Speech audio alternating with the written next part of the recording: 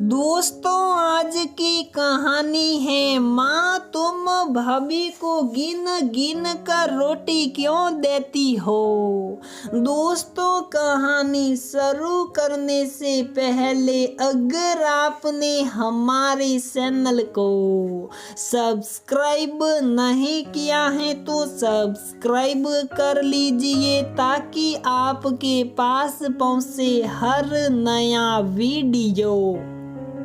माँ, आप समझ नहीं रही कि मैं क्या कहना चाह रही हूँ। रिया ने फोन पर अपनी माँ से बात करते हुए कहा, बेटा अभी तुम्हारी शादी को थोड़ा हुई वक्त हुआ है। सबकी आदतों को समझने में कुछ वक्त तो लगेगा ही।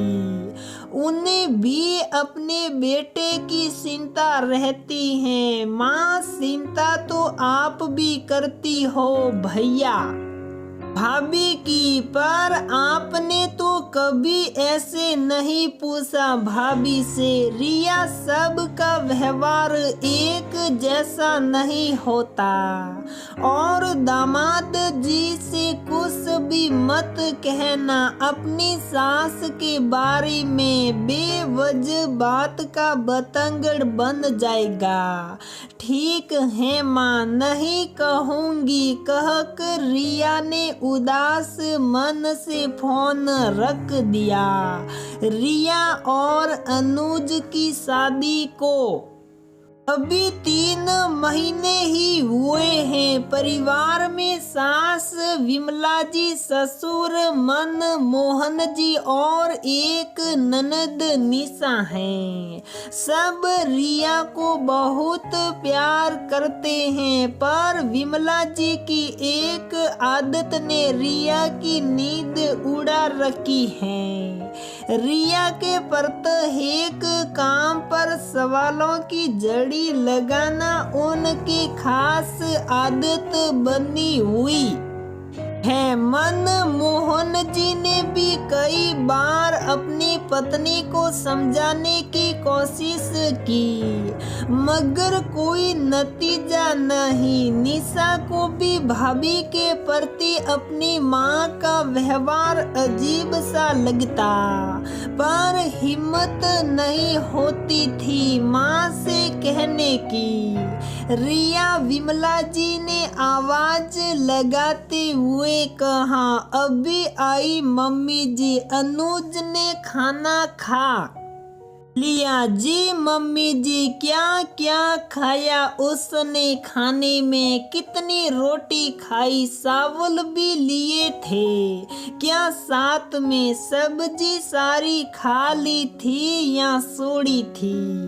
ये तो संदेह ही प्रश्न थे। सिर्फ खाने को लेकर खाना तो खा लिया तुमने, फिर रसोई में क्या कर रही हो? ये कौन सा सूट पहना है तुमने? मुझे तो दिखाया नहीं। किसी ने दिया है या खुद खरीदा है? कितने का है? सवालों की फेहरिस्त बहुत लंबी थी। सास के सभी प्रश्नों के उत्तर देकर रिया सोच में मगन कमरे में आ गई। अपने घर में उसने ऐसा कुछ नहीं देखा था। कभी कभी की बात अलग होती है, पर हर रोज यही प्रश्न उसमें झुंझलाहट पैदा कर रहे थे।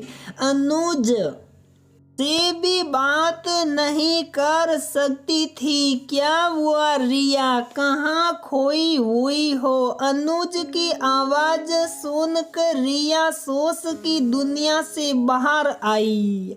कुछ नहीं अनुज, ऐसे ही। रिया के मन की उतल पुतल को अनुज कुछ कुछ समझ रहा था, पर चुप ही रहा। चलो अब सो जाओ, मुझे भी कल जल्दी ऑफिस आना है। अगले दिन ऑफिस जाने से पहले अनुज ने अपनी माँ को कुछ कैश और क्रेडिट कार्ड देते हुए कहा, माँ आप निशा और रिया को साथ ले जाकर आज दिवाली की शॉपिंग कर आना।